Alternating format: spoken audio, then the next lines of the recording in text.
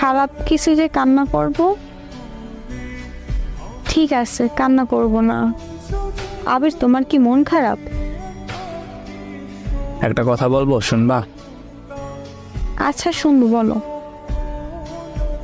আজ শেষবারের মতো সেই গানটা শোনাবা?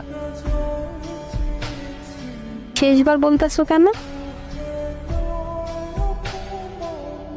এরপর থেকে আমি আর শুনতে চাইবো না, তাই।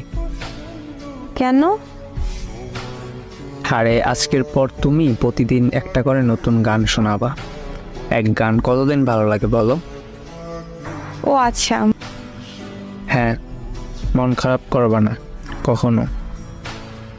মন খারাপ করব কেন? না, এমনিতেই আর কি বললাম।